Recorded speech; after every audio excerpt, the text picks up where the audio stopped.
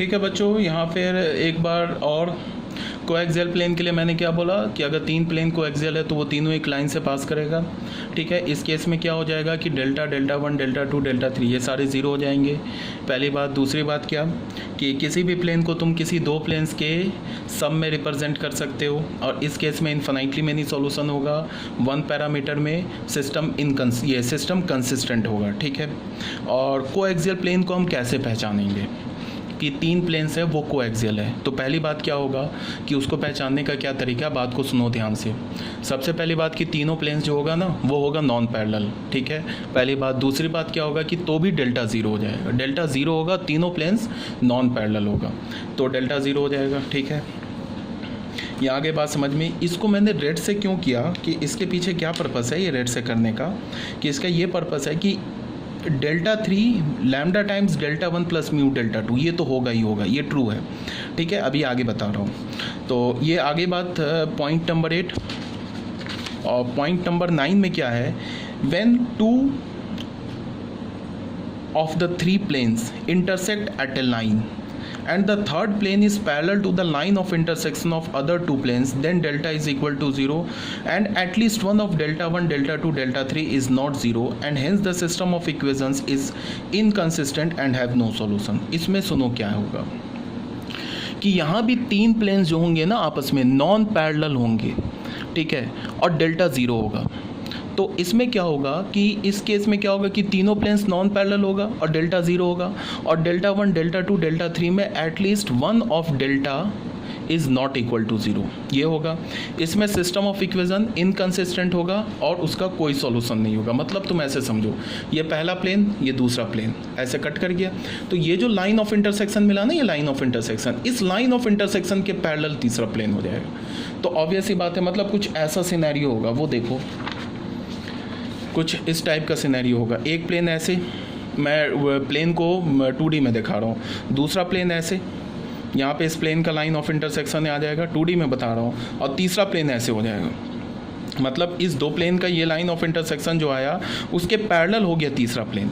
इस केस में डेल्टा हमारा ज़ीरो होगा, और ये जो तीन प्लेन्स है ना, ये प्लेन 1, ये प्लेन 2 और ये प्लेन 3, ये तीनों प्लेन्स नॉन पैरेलल होगा, डेल्टा ज़ीरो होगा and any one of delta I is not equal to zero, और कोई भी delta one, delta two, delta three में से कोई भी एक नॉन ज़ीरो होगा। ये बात क्लियर है?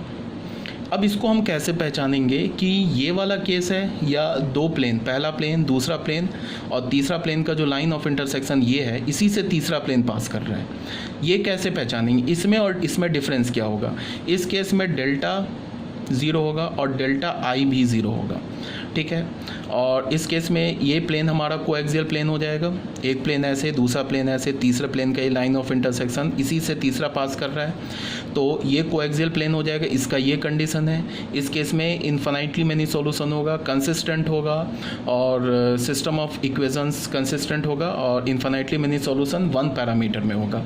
इस केस में इनकंसिस्टेंट होगा, डेल्टा ज़ीरो के इक्वल हो जाएगा, तीनों प्लेन्स आपस में नॉन पैरेलल होगा। इस केस में क्या होगा कि किसी भी दो प्लेन के लाइन ऑफ इंटरसेक्शन के पैरेलल तीसरा प्लेन हो जाएगा। इस केस और इस केस को कैसे पहचानेंगे कि ये केस है या ये केस है, वो तुम्हें बताया जा रहा है कि इस केस में क्या होगा कि जो हमारा D3 होगा वो किसके इक्वल होगा? Lambda times D1 plus mu times D2 के इक्वल होगा। इस केस में क्या होगा, जो हमारा D3 होगा वो नहीं इक्वल होगा lambda times D1 plus mu times D2 के। यही पहचानने का तरीका है।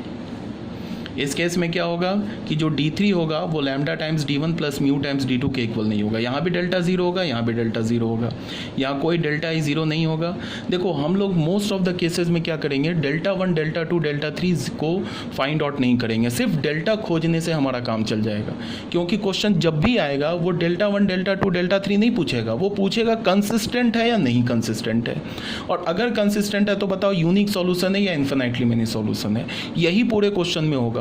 तो हमें मोस्टली 99% केसेस में डेल्टा 1, डेल्टा 2, डेल्टा 3 खोजने की ज़रूरत ही नहीं है, हमें सिर्फ डेल्टा ही से पता चल जाएगा। मान लो कि हमें डेल्टा ज़ीरो मिल गया, और फिर मान लो कि ये प्लेन कैसे दिखेगा, मान लो हमें डेल्टा ज़ीरो मिल गया, तो या तो ये केस हो सकता है या तो ये केस हो सकता है। अगर हमने 3 प्लेन का हमारे पास इक्वेशन गिवन है और हमने तीनों प्लेन को देखा तो हमें क्या पता चला कि तीनों प्लेन्स नॉन पैरेलल हैं, फिर हमने डेल्टा कैलकुलेट किया तो हमें डेल्टा 0 मिल गया। तो या तो ये पॉसिबिलिटी होगी या तो ये पॉसिबिलिटी होगी। अब ये पॉसिबिलिटी ये कैसे पता चलेगा? इससे। अब ये पॉसिबिलिटी है ये कैसे पता चलेगा? इससे। आ रही है बात समझ में? यही डिफ्रेंशिएट करेगा कि ये केस है या ये केस है। ये कब बोल रहा हूँ? जब तीनों प्लेन्स नॉन पैरेलल होगा फिर भी डेल्टा 0 हो जाएगा, तब की बात कर रहा हूँ मैं। ठीक है, तो यहाँ पे ये लिखा हुआ है when two of the three planes intersect at a line and the third plane is parallel to the line of intersection of other two planes, then delta 0 and at least one of delta 1, delta 2, delta 3 is not 0 and hence the system of equation is inconsistent and have no solution। देखो बच्चे यहाँ क्या होगा, ये मान लो ये P1 plane है, ये P2 प्लेन है, ध्यान से सुनो, और इन दोनों प्लेन के लाइन ऑफ इंटरसेक्शन पे एक हमने P4 प्लेन बना दिया। ठीक है, अब ये जो हमारा P3, ये P3 प्लेन क्वेश्चन में नहीं गिवन है, सॉरी P4 प्लेन क्वेश्चन में गिवन नहीं है। हमारे पास तो प्लेन P1 है, प्लेन P2 है, प्लेन P3 है। हमने क्या बोला कि P1 और P2 प्लेन जो है ये आपस में जिस लाइन ऑफ इंटरसेक्शन से पास कर रहा है उससे हमने एक प्लेन बना दिया। अब जो ये P4 प्लेन के पैरेलल हो गया ये P3 प्लेन। ठीक है, तो इनफैक्ट क्या हो गया कि P1 और P2 के लाइन ऑफ इंटरसेक्शन के पैरेलल हो गए P3 प्लेन। अब तुम P4 प्लेन और P3 प्लेन को देखो, P4 प्लेन और P3 प्लेन तो आपस में पैरेलल हो गया। ठीक है, तुम पहले देखो P4 प्लेन क्या है, P1 और P2 के लाइन ऑफ इंटरसेक्शन से पास कर रहा है, तो P4 को तुम क्या कर सकते हो, P1 और P2 के टर्म्स में लिख सकते हो। तो P4 को हमने बोल दिया lambda times P2 plus mu times P1। फिर यहाँ पे हमने लैम्डा, यहाँ P2 प्लेन रखा, यहाँ पे हमने म्यू, यहाँ पे हमने P1 प्लेन रखा। फिर हमने क्या किया, एक्स वाई या जेड को बाहर निकाल लिया। ठीक है, तो ये हमें इक्वेशन मिल गया। अब ये प्लेन और ये P4 का हमें इक्वेशन मिल गया, P4 प्लेन का इक्वेशन मिल गया। अब फिर P3 प्लेन हमने ले लिया, ये P3 प्लेन है। अब ये जो P3 प्लेन है और ये P4 प्लेन है ये आपस में पैरेलल है, तो पैरेलल होगा तो ये कंडीशन आ जाएगा, x का कोफिशिएंट अपॉन यहाँ के x का कोफिशिएंट, फिर यहाँ से y का कोफिशिएंट अपॉन यहाँ से y का कोफिशिएंट इक्वल होगा, यहाँ से z का कोफिशिएंट अपॉन यहाँ से z का कोफिशिएंट इक्वल होगा, और यहाँ से कांस्टेंट टर्म और यहाँ से कांस्टेंट टर्म इक्वल नहीं होगा। ठीक है, अब मैंने डेल्टा लिखा। डेल्टा क्या होता है, A1 B1 C1 A2 B2 C2 A3 B3 C3। A3 B3 C3 का वैल्यू हमने कैसे कैलकुलेट कर लिया, इसको हमने अल्फ़ा बोल दिया, इस 3 टर्म्स है ना, इसको हमने इक्वल कर दिया, मान लो अल्फ़ा के इक्वल कर दिया। यहाँ से हमें A3 का वैल्यू क्या मिलेगा, lambda alpha A2 plus lambda mu A1, यहाँ हमने डाल दिया। इसी तरह से B3 का वैल्यू निकाल लिया, इसी तरह से हमने C3 का वैल्यू निकाल लिया। अब फिर इस डिटर्मिनांट को देखो, ये जो डिटर्मिनांट है ये 2 एलिमेंट के टर्म्स में रिप्रेजेंट है ना। तो हमने क्या किया, इसको 2 डिटर्मिनांट के टर्म्स में लग करके अल्फ़ा और लैम्डा को बाहर कर दिया। तो फिर यहाँ से क्या हो गया, हमें R1 और R2 आइडेंटिकल हो गया, इसका वैल्यू 0। यहाँ से क्या हो गया, हमें R1 R3 आइडेंटिकल हो गया, इसका वैल्यू 0, तो डेल्टा का वैल्यू 0। ठीक है, अब हमने क्या किया कि ये तो अल्फ़ा इसको हमने मान रखा है, A3 को यहाँ से हमने क्या किया, A3 को लिख लिया अल्फ़ा के टर्म्स में, अल्फ़ा लैम्डा म्यू अल्फ़ा के टर्म्स में, B3 को लिख लिया, C3 को लिख लिया। यहाँ से हमने क्या बोला, लैम्डा अल्फ़ा को बीटा बोल दिया और म्यू अल्फ़ा को गामा बोल दिया, तो हमें A3 B3 C3 ऐसे मिल गया। बट तुम अगर D3 को, बट जो D3 होगा ना, यहाँ पे हमने क्या बोला, D3 किसके इक्वल होगा, D3 जो होगा वो यहाँ पे अगर तुम क्रॉस करोगे ऐसे, चलो मैं करके दिखाता हूँ। यहाँ पे क्या है हमारे पास, यहाँ हमारे पास ऐसे होगा ना, D3 upon lambda D2 plus mu D1, ये जो होगा ये इक्वल नहीं होगा अल्फ़ा के। तो यहाँ से हमें D3 क्या हो गया, नहीं इक्वल होगा alpha lambda D2 plus mu alpha D1 के। इसको हमने क्या बोला है, बीटा, इसको क्या हमने बोला है, गामा, आई थिंक गामा ही बोला है इस वाले प्लेन में ना।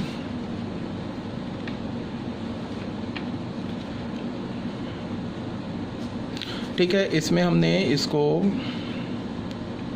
हाँ अल्फ़ा बोला है, इसको 1 मिनट 53 52 सॉरी 1 प्लेन उठा लिया, इसको हमने गामा ही बोला है ना। ठीक है, यहाँ पे देख लो, उसके बाद सॉरी यहाँ पे हमने बोला है ना गामा बोला है। ठीक है, तो ये क्या हो गया, और D3 जो हो गया वो नहीं इक्वल हुआ बीटा D2 के प्लस गामा D1 के। मतलब क्या है कि मतलब ये है कि ये वाला जो हमारा कंडीशन है ना, ये वाला कंडीशन ये सेटिस्फाई हो गया। कौन सा कंडीशन?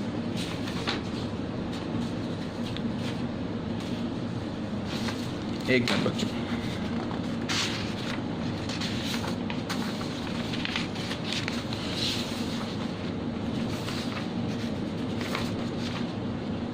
ये वाला जो कंडीशन है ना, सॉरी, ये कंडीशन सेटिस्फाई होगी।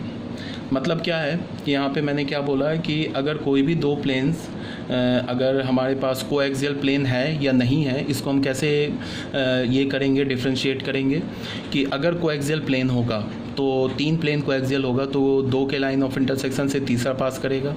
ठीक है, इस केस में क्या होगा, डेल्टा 0 के इक्वल होगा और डेल्टा आई भी 0 के इक्वल होगा। ठीक है, और हमारा सिस्टम ऑफ इक्वेशन कंसिस्टेंट होगा और इन्फिनाइटली मैनी सॉल्यूशन होगा। ठीक है, और अगर किसी भी दो प्लेन के लाइन ऑफ इंटरसेक्शन से तीसरा प्लेन पास पैरेलल हो जाए तो इस केस में क्या होगा, तो भी डेल्टा 0 होगा, any one of delta is not 0 होगा। एंड जो हम लोग क्या करेंगे, जो हमारा D3 प्लेन होगा वो beta times D2 gamma times D1 के इक्वल नहीं होगा। इसी से हम डिफ्रेंशिएट करेंगे, एक इससे और एक इससे। इस दो को केस को, पहला जो केस होगा कोएक्सियल के लिए ये सेटिस्फाई होगा और नॉन कोएक्सियल के लिए ये सेटिस्फाई होगा। ठीक है, इसे तुम याद रखोगे। ठीक है, यहाँ तक आई थिंक क्लियर होगा।